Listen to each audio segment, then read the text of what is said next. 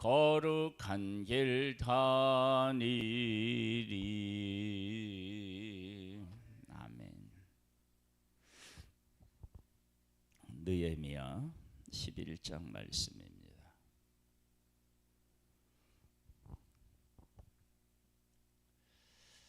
느헤미야 11장은 우리의 삶이 무엇을 중심으로 살아야 하느냐, 그리고 우리가 살아가는 삶의 현장이 어떤 의미를 가져야 되는지를 우리에게 잘 보여주고 있습니다.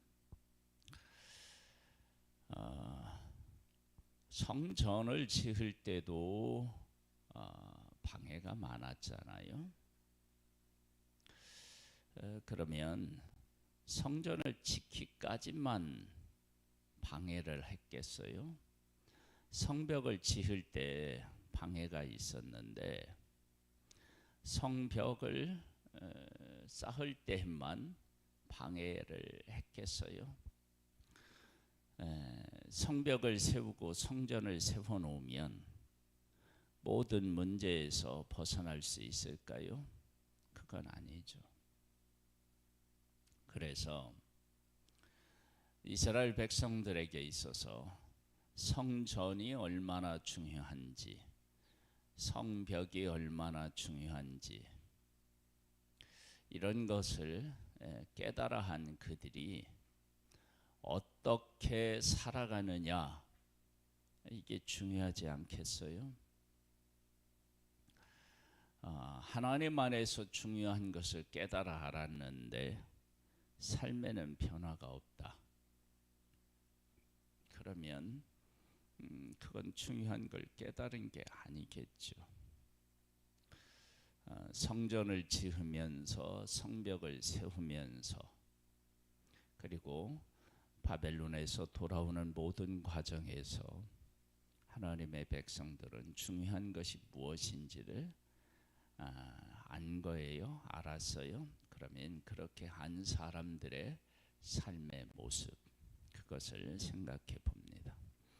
백성의 지도자들은 예루살렘에 거주하고 그 남은 백성은 제비 뽑아 10분의 1은 거룩한 성 예루살렘에서 거주하게 하고 그 10분의 9는 다른 성읍에 거주하게 하였으며 예루살렘에 거주하기를 자원하는 모든 자를 위하여 백성들이 복을 빌었더라.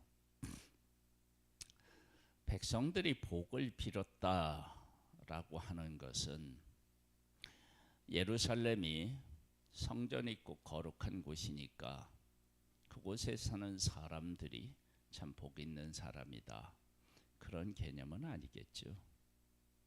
그러면 왜 그들이 복을 빌었느냐? 그러면 예루살렘 그 성전을 세우는 일에도 방해가 많았고 성벽을 세우는 일에도 방해가 많았는데 예루살렘 성전과 성벽을 완공한 후에도 이들의 방해는 끝나지 않았을 거예요. 다 완공됐다고 그냥 야, 니들이 승리했다, 우리 졌다, 그렇게 하진 않았을 거예요. 그러니까 원수들의 위협은 계속되었다, 우리가 이제 그렇게 볼 수 있습니다. 그리고 백성의 지도자들이 그곳에 살았어요. 왜 한 곳에 모여서 살았어야 할까요? 이들은 백성들을 지도하고 이끌어야 할 사람들이면 각 성읍에서 살았어야 되는데 그렇게 하지 않고 모여 살았어요. 그만큼 예루살렘에서 살아가는 것이 중요한 문제가 있고 그리고 그 문제를 해결해야만 되는 문제가 그 어떤 것보다도 시급했다라고 하는 사실을 우리에게 보여주고 있죠. 그리고 제비를 뽑아 10분의 1을 어떻게 생각하면 강제적으로 예루살렘에 살게 한 것은 예루살렘에 일정 사람이 필요하긴 한데 누가 그곳에 살아야 할지에 대해서 결정하기가 어려웠다. 물론 밑에 보면 자원하는 사람이 있었는데 자원하는 사람만으로는 안 되었다. 그것을 우리가 알 수 있어요. 그러니까 1절 2절 말씀을 통해서 그때 상황을 우리가 생각해 보면 여전히 위협이 존재하는 곳, 그곳이 바로 예루살렘이었다.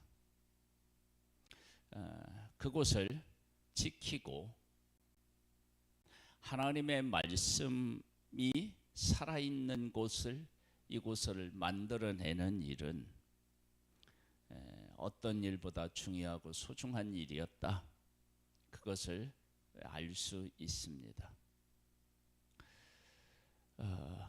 이들은 이제 바벨론 포로에서 돌아와서 각자 분배받은 땅으로 가서 집도 짓고 또 그곳에서 농사를 하면서 약속의 땅에서 살아야 하는데, 그런데 실상은 그것이 만만치가 않았던 것입니다. 하나님의 일은 하나님의 일을 하면서 하나님의 일의 중요성을 깨달아 알게 되는 거예요. 하나님의 일을 하면서 일의 중요성을 깨닫지 못한다? 그 말이 안 되겠죠. 그래서 지금 하나님의 백성들이 바벨론 포로로 가서 돌아와서 성전을 세우고 백성을 새롭게 하고 성벽을 세우고, 그리고 나서 백성들이 한 일이 뭐냐? 우리 말씀을 지켜서 살아가자. 그렇게 그들이 다짐을 합니다. 그렇게 다짐한 그들에게 있어서 예루살렘 성전은 그 어떤 것보다도 중요하게 여겨졌던 거예요. 그래서 지도자들이 남았고 제비 뽑아서 이 정도의 사람은 있어야 된다라고 하고, 그리고 자원하는 사람까지 그곳에 살게 되는 것입니다. 우리에게 중요한 것이 무엇인지를 깨달아 알게 되면 중요한 것을 우선순위로 해서 일을 결정하게 됩니다. 지금 그것을 우리가 보고 있는 것입니다. 예루살렘 성전, 하나님하고의 관계, 이런 것들을 얼마나 중요하게 여겼는지를 알 수 있습니다. 그 다음에 볼까요? 이스라엘과 제사장들과 레위 사람들과 느디님 사람들과 솔로몬의 신하들의 자손은 유다 여러 성읍에서 각각 자기 성읍, 자기 기업에 거주하였느니라. 예루살렘에 거주한 그 지방의 지도자들은 이러하니라.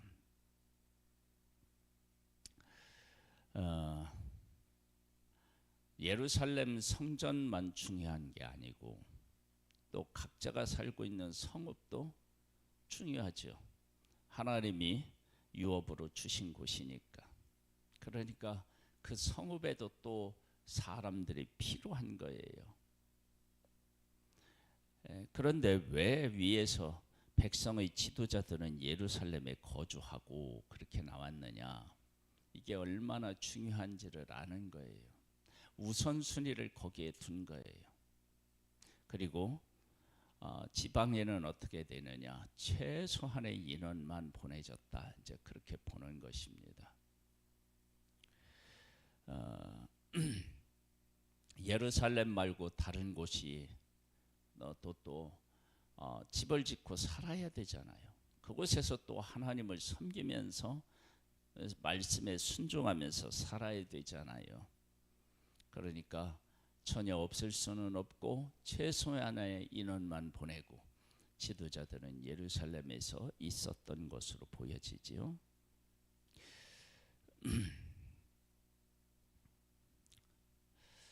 4절 보겠습니다. 예루살렘에 거주한 자는 유다 자손과 베냐민 자손 몇 명이라. 유다 자손 중에서 베레스의 자손 아다야니 그는 우시아의 아들이요 스가랴의 손자요 아마리아의 증손이요 스바다의 현손이요 마할렐레의 오대손이며 또 마하세하니 그는 바르그의 아들이요 골호세의 손자요 하사야의 증손이요 아다야의 현손이요 요아렙의 오대손이요 스가랴의 육대손이요 실로 사람의 칠대손이라. 예루살렘에 거주한 베레스 자손은 모두 468명이니 다 용사였느니라. 왜 용사를 세워놓겠어요? 그만큼 도전이 만만치 않다고 여긴 거예요. 성전도 세우고 성벽도 세우고 백성들은 말씀대로 살려고 다짐을 했는데도 도전은 여전히 만만치 않았다는 거예요. 그러니까 우리가 마음 놓고 발 뻗고 편안하게 살 수 있는 그런 때는 없다. 그것을 알 수 있습니다. 이런 의미에서 하나님께서 다윗 시대에 솔로몬 시대에 백성들이 평안하게 살았다. 이게 얼마나 큰 은혜인지를 알 수가 있습니다. 하나님께서 주시는 은혜가 아니면 그게 불가능한 거죠. 그렇게 해놓고도 위협이 있음을 깨달아 알고 그것을 예루살렘 중심으로 사람들을 배치하고 세우는 모습에서 일상적인 삶이 또 얼마나 힘들고 어려웠을지에 대한 것도 짐작이 갑니다. 베냐민 자손은 살루이니 그는 무슬람의 아들이요 요에세의 손자요 부다의 증손이요 골라야의 현손이요 마세하의 오대손이요 이디헬의 육대손이요 여사의 칠대손이며 그 다음은 갑벤이 살레의 등인이 모두 928명이라. 시그리 아들 유헬이 그들의 감독이 되었고 하손우하의 아들 유다는 버금이 되어 성읍을 다스렸느니라. 제사장 중에서 요하렙의 아들 여다야와 야긴이며 또 하나님의 전을 맡은 자는 스라야이니 그는 힐기야의 아들이요 무슬람의 손자요 사둑의 증손이요 무라르스의 현손이요 하이드의 오대손이며 그 전에서 일하는 그들의 형제니 모두 820명이요 또 아다야니 그는 여로람의 아들이요 블라야의 손자요 암시의 증손이요 스가랴의 현손이요 바스훌의 오대손이요 말기야의 육대손이며 또 그 형제의 족장된 자이니 모두 242명이요 또 아마세이니 그는 아사랴의 아들이요 아흐세의 손자요 무실 레못의 증손이요 인멜의 현손이며 또 그들이 형제 큰 용사들이니 모두 128명이라. 하거돌림의 아들 삽디헬이 그들의 감독이 되었느니라. 하나님께서 이렇게 누구 이름을 기록하고 그 몇 대 손이다 그렇게 이야기하는 것은 이것은 하나님의 약속을 받고 그 약속이 이어지고 있고 그 약속을 향하여 나아가야만 되고 나아가고 있다. 그런 것들을 우리가 알 수 있습니다. 그러니까 지금 여기에 나와 있는 이 사람들이 하나님의 약속을 받은 사람으로서 하나님께서 이들의 후손을 하나님이 돌보시고 계시고 그 약속을 하나님께서 돌보고 계시니까 약속을 이루고 계시니까 너희들도 약속을 이어가야 되고 약속을 이어가고 있다. 이제 그런 의미를 담고 있는 거예요. 아브라함과 이삭과 야곱의 하나님 그렇게 이야기하는 것은 그 후손들이 그 약속을 이어받은 자들이다라고 하는 사실을 우리에게 보여주는 것과 같습니다. 15절입니다. 레이 사람 중에는 스마야이니 그는 학술의 아들이요 아스리감의 손자요 하사바의 증손이요 분리의 현손이며 또 레히 사람의 족장 시브레와 요사바시니 그들은 하나님의 전 바깥 일을 맡았고 또 아사바의 종손 삽디의 손자 미가의 아들 마따냐이니 그는 기도할 때에 감사하는 말씀을 인도하는 자가 되었고 형제 중에서 박부게가 버금이 되었으며 또 여도둔의 증손 갈랄의 손자 삼무야 아들 압단이 거룩한 성의 레위 사람은 모두 284명이었느니라. 맡겨진 일들이 있는데 그 맡겨진 일들, 즉 필요한 일들과 그 필요한 인원이 채워져야 되잖아요. 그런데 그 바벨론에서 포로로 잡혔다 돌아왔을 때 이 인원이 넉넉하게 채워지지를 못하는 거예요. 그러니까 어떻게 하냐면 예루살렘 중심으로 배치가 되는 거예요. 이런 것을 보면 하나님께서 하나님의 백성들에게 야 너희들 바벨론의 포로로 잡혀가면 그곳에서 집을 짓고 자녀를 낳고 뭐 이렇게 이제 말씀하시는데 그렇게 말씀하신 그 말씀이 얼마나 이때 중요했는지를 알 수 있습니다. 왜냐하면 회복을 시켜도 예루살렘 바벨론에서 돌아와도 사람이 있어야 무엇을 할 거 아니에요. 19절입니다. 성문지기는 악굽과 달몬과 그 형제이니 모두 172명이며 그 나머지는 이스라엘 백성과 제사장과 레위 사람은 유다 모든 성읍에 흩어져 각각 자기 기업에 살았고 예루살렘이 보호되고 예루살렘을 세우고 하나님 앞에 예배드리는 것 이 모든 것들이 제자리를 잡아도 그것이 전부가 아니죠. 하나님이 주신 약속의 땅이 회복돼야 되는데 그 회복은 땅의 회복도 있지만 백성들이 그곳에 터를 잡고 살아가는 것이 중요하지 않겠어요? 느디님 사람은 오멜에 거주하며 시하와 기스바가 그들의 책임자가 되었느니라. 노래하는 자들인 아삽 자손 중 미가의 현손 마따냐의 증손 하샤바의 손자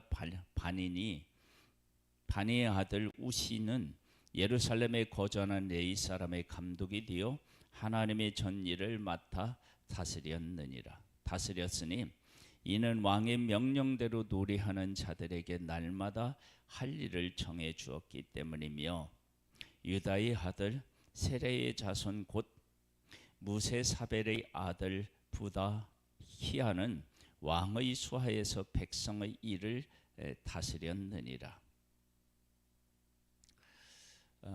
솔로몬 때에 각 신하들이 무슨 일을 맡고 막 이렇게 하면서 또 다윗의 때에도 뭐 군사령관은 누구고 뭐 왕의 친구는 누구고 이런 얘기들이 쭉 나오잖아요.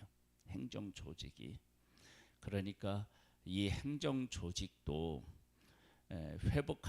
하나님이 회복시키시겠다고 할 때 이런 것들도 조직적인 것도 다 포함이 되어 있다라고 하는 것을 알 수 있습니다.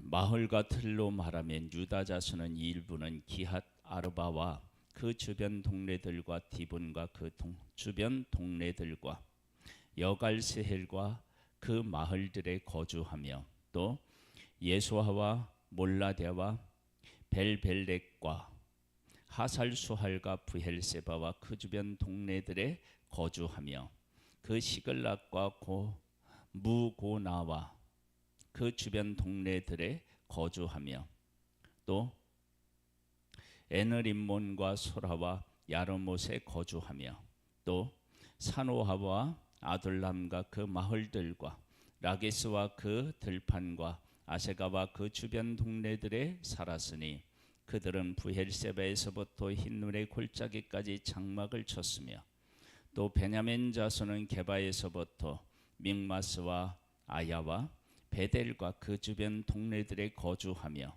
아나돗과 놉과 아나대아와 하솔과 라마와 깃다림과 하딧과 스보임과 느발락과 로드와 오모와 장인들의 골짜기에 거주하였으며 유다에 있는 레히 사람의 일부는 베냐민과 합하였느니라. 하나님께서 70년 만에 회복해 주시겠다라고 하는 일이 단순히 돌아오는 것에 끝나는 것이 아니라 하나님의 백성을 돌아오게 해서 하나님 중심으로 하나님이 주시는 약속의 기업의 땅에서 모든 것들 조직이 갖추어져서 그렇게 돼서 하나님의 백성들이 살아가는 것, 약속의 땅에서 조직을 갖추고 약속의 땅에서 살면서 하나님 중심으로 살아가는 삶이었음을 이 11장에 분명히 우리에게 보여주고 있죠. 예루살렘에 먼저 사람들을 세워놓고 그리고 나머지는 각기 기업으로 가서 살아가는데 조직을 다 갖추고 최소한의 인원이라도 또 그곳에 누구를 배치하느냐. 우리가 이제 여기 이제 보면 어디에 나오느냐면요.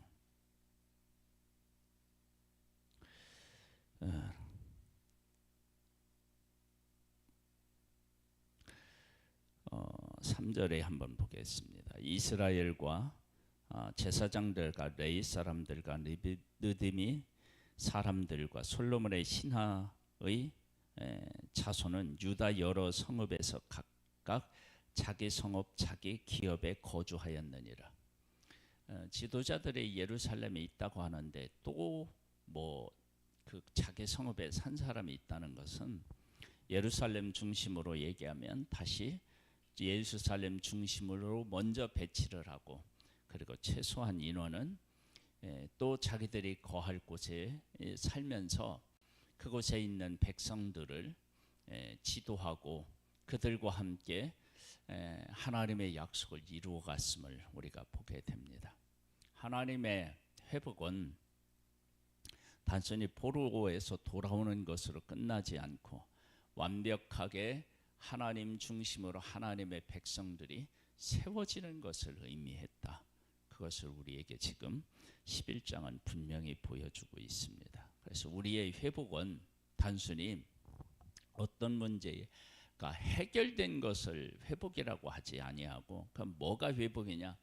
회복되어서 우리의 삶으로 말하면 정상적인 삶으로 살아가는 거예요. 하나님 중심으로.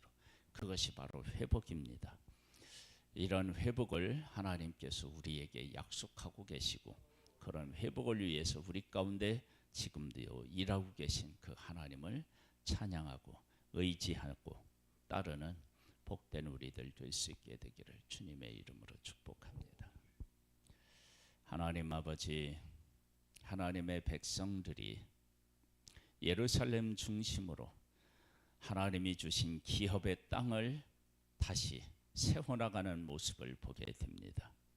하나님의 회복은 바벨론에서 돌아오는 것만을 의미하지 않고 약속의 땅에서 하나님 중심으로 주신 기업에서 하나님이 주시는 복을 받아 누리며 평안을 누리며 다시 모든 민족을 향하여 나아가는 것임을 느헤미야 11장을 통해서 알 수 있습니다. 우리의 회복은 단순히 병에서 고침을 받았다, 문제가 해결되었다 그 차원이 아니라 하나님 중심으로 우리의 삶의 모든 부분들이 다 정상적으로 돌아오고 그것으로 끝나는 것이 아니라 모든 민족을 향하여 우리가 주의 이름으로 나아가는 것까지 다 포함되는 것 아니겠습니까? 이러한 회복이 우리들에게 임하도록 역사하여 주옵소서. 우리 한 사람 한 사람을 회복시켜 주시고 가정을 회복시켜 주시고 교회를 회복시켜 주시고 이 나라를 회복시켜 주옵소서. 예수님의 이름으로 기도드립니다. 아멘. 하늘에 계신 우리 아버지여, 이름이 거룩히 여김을 받으시오며 나라에 임하옵시며 뜻이 하늘에서 이룬 것 같이 땅에서도 이루어지리이다. 오늘날 우리에게 일용할 양식을 주옵시고 우리가 우리에게 죄 지은 자를 사하여 준 것 같이 우리 죄를 사하여 주옵시고 우리를 시험에 들게 하지 마옵시고 다만 악에서 구하옵소서. 대개 나라와 권세와 영광이 아버지께 영원히 있사옵나이다. 아멘.